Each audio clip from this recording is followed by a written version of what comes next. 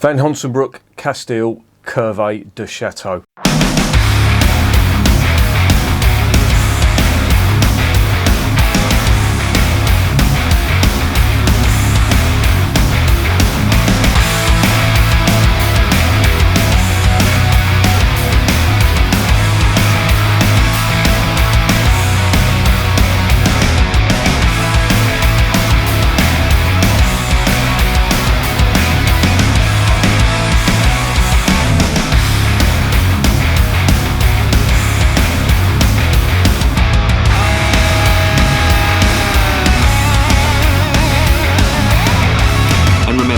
Life is too short to be drinking shitty beer.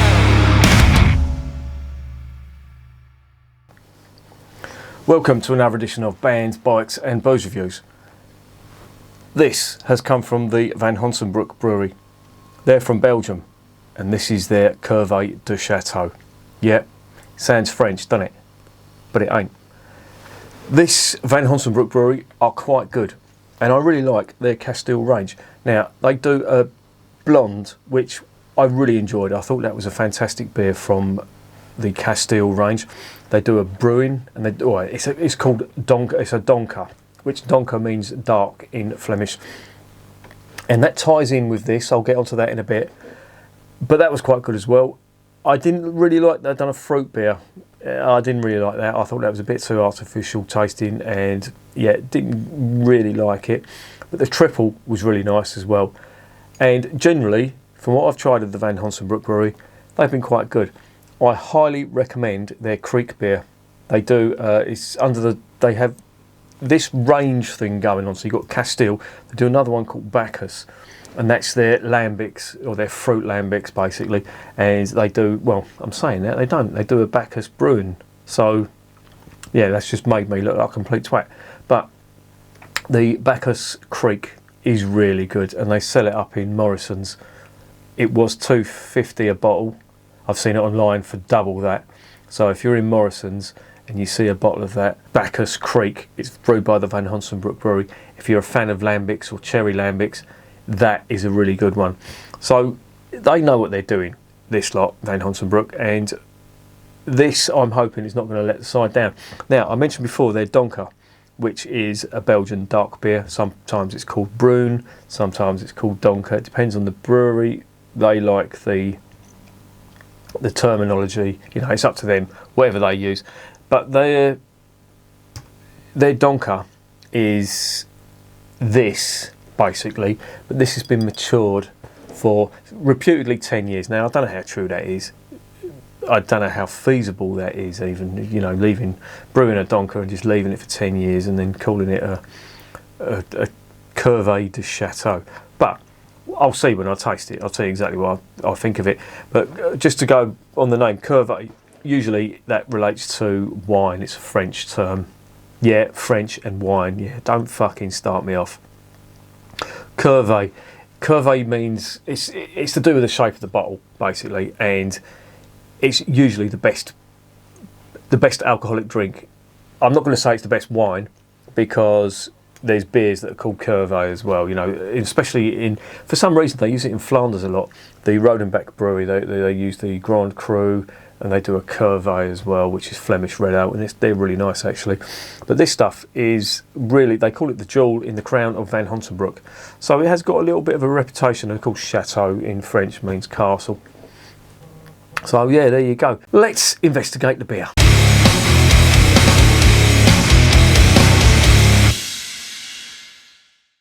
A 330ml bottle, but they do a 750 millilitre bottle as well, which it's a bit heavy duty if you're going to do the whole lot. Obviously that's made for sharing, or unless you're a greedy fucking alky, then you can do the whole lot all in one hit. But there you go. It's 11%. Got to treat this with respect. It's a Belgian quad. You do not fuck about with Belgian quads, because you will get Belgian legs. And I've had Belgian legs before and it ain't funny. Well, it is for everyone else, but it's not for you. It's basically where you're sitting down, the beer is going down really nice. You go to get up and your legs just give way because you've been drinking 11% beer. If you drink 11% beer, if you try and session it, like the stupid Englishman that I am, then that's going to happen to you. And as I said before about 11% beers and these really high ABV Belgian beers, a lot of English people look at that and they think, oh, I'm never going to fucking drink 11% beer. It's because they've got that pint mentality. And I used to have it as well. You know, when I'd see 11% beer, oh, fuck that, you know, give me a 5%. Because I'm thinking I've got to be drinking pints of 11% beer. You don't drink pints of 11% beer. Well, you can if you want. You won't last long. You certainly won't last the night. And you'll probably either fall asleep, end up in a fight, end up in a police cell, or all three. So there you go. I'm full of good advice, aren't I? Anyway, let's stop talking bollocks. Let's get this beer open.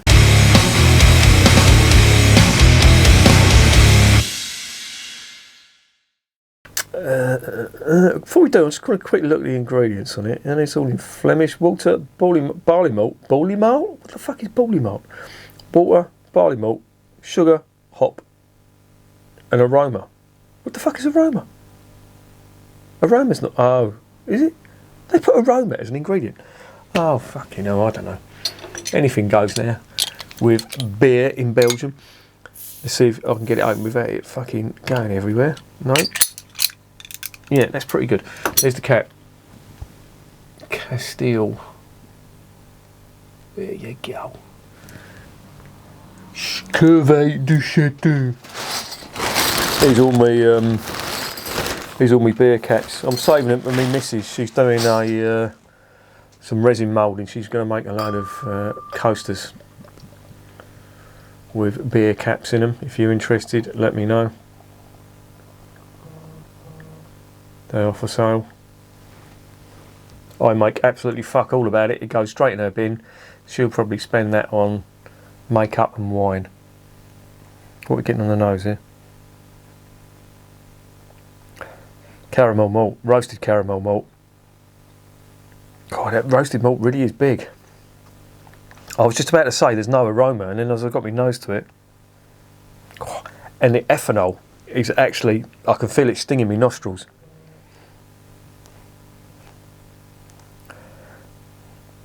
It's roasted malt. It's like a nuttiness to it. It's a bit nutty. And would you believe a slight touch of banana? That's what I'm getting.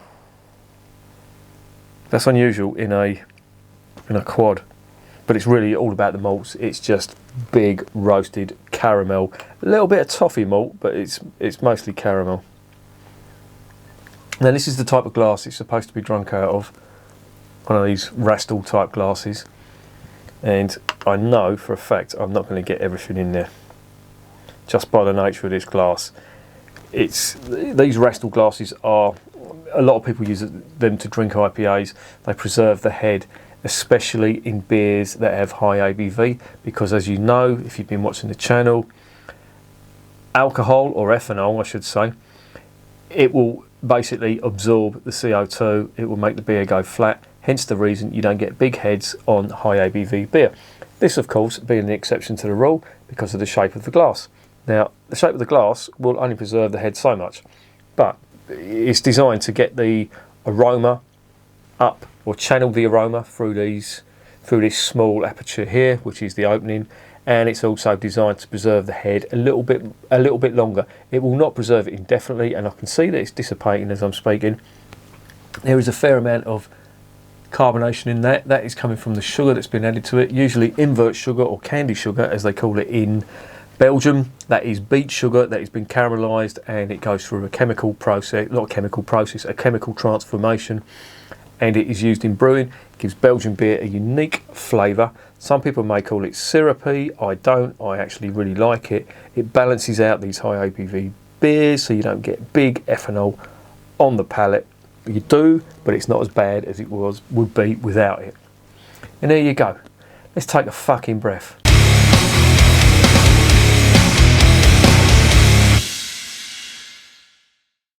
Right, bottoms up.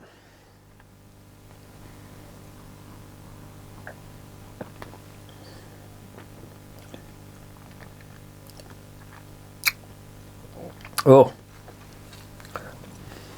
sweet ethanol and roasted malt. That sounded like it was not nice. It is nice, but believe me, when you take a mouthful of this stuff, the flavour intensity is just huge. It really is. And I'm getting the alcohol warming coming down from the ethanol. And there's a bitterness on the back end. Now this has got hops in it that are English hops, believe it or not. And it does give it a bitterness. The roasted malt gives it a bitterness. So you do tend to get a bitter finish. Hence the reason why I think there is quite a lot of the candy sugar in. And it was quite sweet on the palate. So you're getting sweet and bitter in this.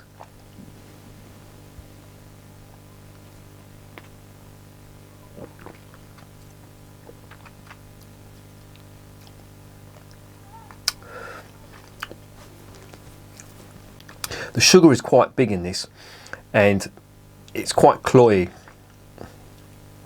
and it sticks to the palate. Now, I quite like that in a Belgian beer. Some people I know would not like that. They would call that syrupy.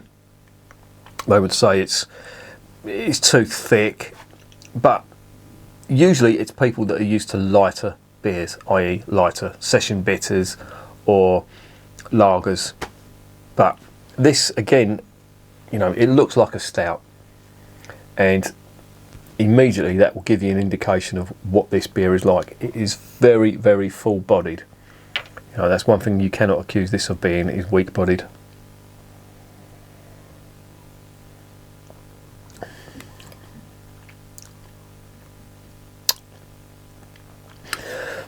I will say, the flavours on this, as big as they are, I have tasted quads that are bigger, and they will, honestly, they will blow your head off with the intensity of the flavour.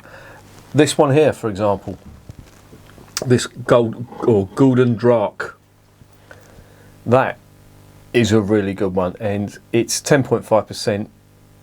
They called it a triple, but in my eyes, that's dark. It's 10.5%. They call it a triple. I'm going to call that a quadruple. That's a really good one. One of the best ones I tried was the Brabant Apostle. They called it a strong Belgian brown ale. Again, that is a quadruple. I don't know why some Belgian brewers have an aversion to calling these strong dark beers, calling them quadruples. Maybe that would put people off. You only have to look at the ABV though, but for me, these dark, strong beers will always be quadruples. Of course, the categorisation in Belgian beer, blondes, singles. They're normally called blondes though, you rarely ever hear it called singles, but you know, if you did use that term, you would be correct. If you hear the term double, that's usually a dark beer. It's between sort of 6% and 8%. They sort of overlap. Then you get triples, which are anything from 6% to 7.5, possibly 8 as well. And in my opinion, any dark beer after that, you know, when you start sort of pushing the sort of 9 and 10%, I think you're sort of treading into quadruple territory. And of course, this is 11%. So for all intents and purposes, this is a quadruple. It's quite nice though, and it's got the characteristics of a quadruple. However, as in flavour intense as this is, it's not the most flavour intense quad that I've tried. Certainly nice. There's a fair bit of sugar in this. Now, the sugar you will immediately get on the palate. However, the finish will give you a fair amount of bitterness. The coupling of the hops and the roasted malt, that will give you a bitterness that you will get on certain beers with roasted malt, for example stouts and quite hop intense British beers. And when I say hop intense British beers, I mean hops like Challenger hops, Goldings and Fuggles, typical British hops rather than your American citrusy style hops. But this isn't bad. As quadruples go, it does everything a quad should. There's nothing in there that I wouldn't expect from a quad. It's just not as flavour intense as a lot of the quads I've tried.